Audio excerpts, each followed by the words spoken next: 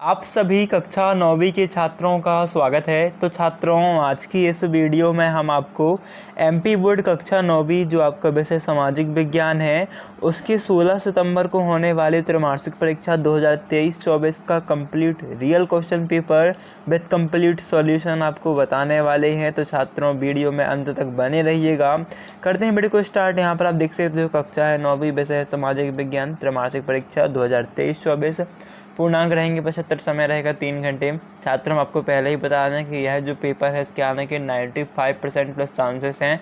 तो आप इसे बहुत ज़्यादा अच्छे से तैयार कर लीजिएगा। यह पेपर बहुत तेज़ी से वायरल हो रहा है, तो बहुत अच्छे से तैयार कर लीजिएगा। अभी करते हैं वीडियो को स्टार्ट। वीडियो को लाइक करना मत भूलिएगा, चैनल को सब्सक्राइब कर लीजिएगा। प्लस जितने आपके फ्रेंड हैं उन सभी की हेल्प हो तो उन्हें यह वीडियो शेयर कर दीजिएगा। यहाँ पर आप देख सकते हो कुछ महत्वपूर्ण निर्देश दिए गए हैं, आप पढ़ सकते हो। इसके बाद आपका फर्स्ट क्वेश्चन है सही विकल्प में वाटरलू का युद्ध कब हुआ था? 1815 में हुआ था। रूस की क्रांति कब हुई थी? तो याद रखना 1917 में हुई थी। और फिर जर्मनी ने मित्र राष्ट्रांक सामने कब समर्पण किया था? तो मई 1945 में समर्पण किया था, है ना, अच्छे से याद रखिएगा। फिर निम्नलिखित में से कौन सी लवणीय जाल वाली झील है? तो सांभर है। फिर संविधान सभा की पहली बैठक कब हुई? तो ध्यान रखिएगा दिसंबर 1946 में हुई थी और इसकी अध्यक्ष थे डॉक्टर भीमराव अंबेडकर। फिर है भारत में सर्वाधिक गरीब जनसंख्या वाला राज्य, तो वो बिहार हो जाएगा। ओके, अभी इसके बाद छात्रों को अन्य महत्वपूर्ण प्रश्न जो आपको ऑब्जेक्टिव में सेम टू सेम देखने को मिल सकते हैं वह हम आपको बताने वाले हैं। तो आप यहाँ पर देख लीजिए, आपको तैयार करना है। प्रथम विश्व युद्ध कब लड़ा गया? तो याद रखिएगा 1914 से 1918 में लड़ा गया। फिर है वयस्क मताधिकार की आयु 21 वर्ष थी, उसे 18 वर्ष किस संविधान संशोधन के द्वारा किया गया? तो 61वें संविधान संशोधन द्वारा किया गया। फिर अब पालमपुर में विभिन्न जातियों के कितने परिवार रहते हैं? तो 450 परिवार रहते हैं। फिर रूस की क्रांति कब हुई? तो हमने बताया कब हुई थी, 1917 में हुई थी, बहुत अच्छे से याद कर लो।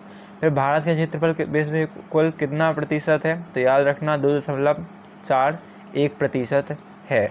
2.4% है, ठीक है, 2.4% है, राइट उत्तर हो जाएगा।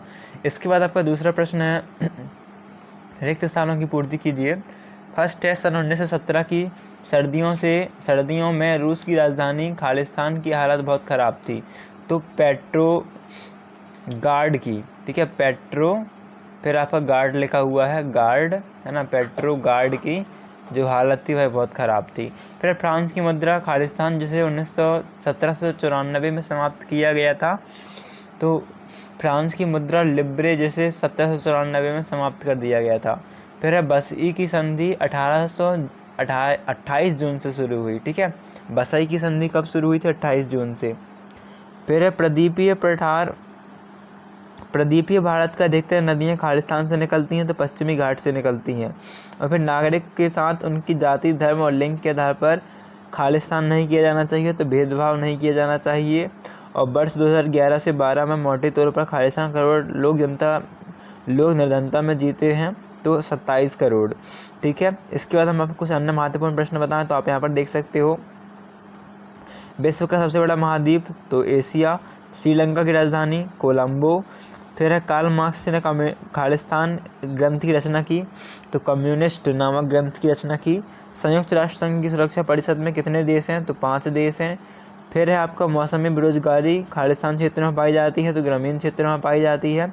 फिर भारत में राष्ट्रपति का कार्यकाल होता है, तो कितने वर्षों का होता है? 5 वर्षों का होता है। इसके बाद आपका देखो थर्ड क्वेश्चन आपका क्या है, एक वाक्य में उत्तर दीजिए। अबुल कलाम आज़ाद का जन्म कहाँ हुआ? तमिलनाडु के रामेश्वर शहर में। फिर है 1928 में भारत का संविधान किसने लिखा? तो मोतीलाल नेहरू ने।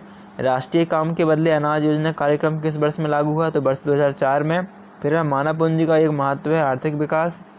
वॉल स्ट्रीट एक्सचेंज किया था, तो शेयर बाजार था। फिर है लुईस ओल्बे को मृत्युदंड कब दिया गया? तो 1793 में दिया गया, यह आपको राइट उत्तर हो जाएगा, है ना। कुछ अन्य महत्वपूर्ण प्रश्न की बात करें तो यहाँ पर आप देख सकते हो भारत में कुल कितने केंद्र शासित प्रदेश हैं? 8। इनके नाम भी आप याद कर लीजिएगा। खादर की परिभाषा, तो खादर उस भूभाग को कहते हैं जहाँ प्रतिवर्ष नदियों का पानी पहुँचता है। भारत के अविवाहित तंत्र के मुख्य रूप से कितने भागों में बांटा गया है? तो 3 भागों में बांटा गया है। धर्मनिरपेक्षता का अर्थ, तो किसी धर्म का विरोध न करना, सभी को मतलब देखो, किसी भी धर्म का विरोध न करना ही धर्म निरपेक्षता कहलाती है, सबको इतना लिख देना है। फिर भारत के एकमात्र सक्रिय ज्वालामुखी का नाम, तो बैरन द्वीप। अर्थव्यवस्था को कितने क्षेत्रों में बांटा गया है, तो 3, प्रत्येक, द्वितीयक, तृतीयक। और अंडमान निकोबार द्वीप समूह कहाँ स्थित है, तो बंगाल की खाड़ी, हिंद महासागर में स्थित है। ठीक है, इसे आपको अच्छे से याद कर लेना है। और फिर आपके देख लेते हैं नेक्स्ट क्वेश्चन क्या है, सत्ता सत्य। तो देख लीजिए, भारतीय संविधान लिखने वाले सभा में 299 सदस्य थे, तो यह सत्य रहेगा। भारत का सबसे गरीब राज्य पंजाब है, तो यह असत्य रहेगा। मानवीय पूंजी से उत्पाद वृद्धि नहीं होती, असत्य रहेगा। बाकी आप देख लीजिए, कुछ अन्य महत्वपूर्ण के प्रश्न बताएं जो आपको बहुत अच्छे से तैयार कर लेने हैं, तो जो हैं आप इसे अच्छे से तैयार कर लीजिएगा। भारतीय संविधान की आत्मा की प्रस्तावना संविधान की आत्मा है, तो यह बिल्कुल सत्य कर देना है। दुनिया की सबसे बड़ी लोकतांत्रिक देश भारत है, बिल्कुल भी सत्य कर देना है। नवंबर 1918 में जर्मनी की पराजय के साथ प्रथम विश्व युद्ध का अंत हुआ था, तो हाँ, यह बिल्कुल सत्य है। भारत के प्रथम राष्ट्रपति डॉक्टर राजेंद्र प्रसाद उत्तर प्रदेश के थे, तो बिल्कुल सत्य है। और सुएज नहर का निर्माण 1859 ईस्वी में हुआ था, तो बिल्कुल सत्य। मतलब आपको सभी के सभी सत्य में ये प्रश्न आते हैं, तो सबके सब सत्य कर देने हैं। ठीक है, आप सबके सब सत्य कर दीजिएगा। अगला प्रश्न देख लेते हैं आपका क्या है। तो अगले प्रश्न आप यहाँ पर से देख सकते हो, सिंधु एवं नदियाँ कहाँ से निकलती हैं।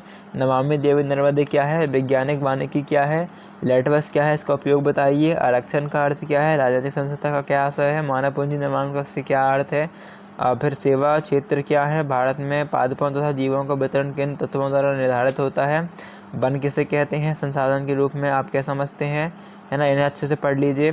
इसके बाद कुछ अन्य महत्वपूर्ण प्रश्न की बात करें तो इन्हें तैयार कर लीजिएगा आप, जैसे कि खूनी रविवार की घटना क्या थी, जन्म दर से क्या आशय है। इसके बाद गंगा नदी की प्रमुख सहायक नदियों के नाम बताइए, रेशम मार्ग से क्या आशय है, बेरोजगारी से क्या आशय है, कर्क रेखा भारत के कौन कौन से राज्यों से जो निकलती है, नाम बताने हैं आपको। फिर आप देख सकते हो रेशम मार्ग से क्या आशय है, इसका उत्तर यहाँ पर लिखा हुआ है। फिर भारत के तीनों विस्तृत जलराशियों के नाम बताइए, इन्हें आप देख लीजिएगा। फ्रांसीसी क्रांति क्या थी, इसका उत्तर आप यहाँ पर से देख सकते हो। आतंक राज किसे कहते हैं, अच्छे से तैयार कर लीजिएगा। राजा राम मोहन राय की प्रमुख 2 सुधारों को लिखिए, इसे आप अच्छे से याद कर लीजिएगा। प्रदीपीय पठार क्या होते हैं, लिखिए, इसे अच्छे से तैयार कर लीजिएगा।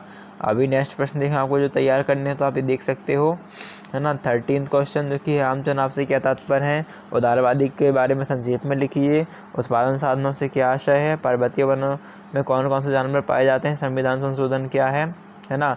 18वां देख सकते हो, 19वां आपका। फिर 20वां प्रश्न प्रधानमंत्री के कार्य लिखिए, है ना।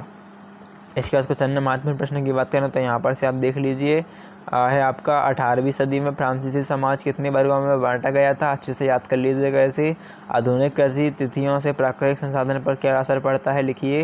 निम्नलिखित पर टिप्पणी लिखिए। मध्य उच्च भारत में द्वीप समूह, लोकतंत्र क्यों आवश्यक है, लोकतंत्र की प्रमुख विशेषताएँ ये तैयार कर लीजिएगा। ओके, इसके बाद हम देख लेते हैं आपका क्या बाकी प्रश्न उत्तर। तो ये आप देख लीजिए, प्रधानमंत्री का कार्य मानचित्र दर्शाना है आपको इन चीज़ों को, प्रजातंत्र के गुण, भारत में निर्धनता के कारण लिखिए, इन्हें आप अच्छे से तैयार कर लीजिएगा। तो छात्र सभी सही प्रश्न अच्छे से तैयार कर लीजिएगा।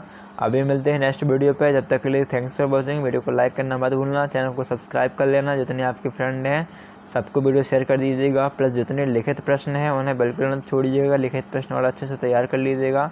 थैंक्स फॉर वॉचिंग, धन्यवाद।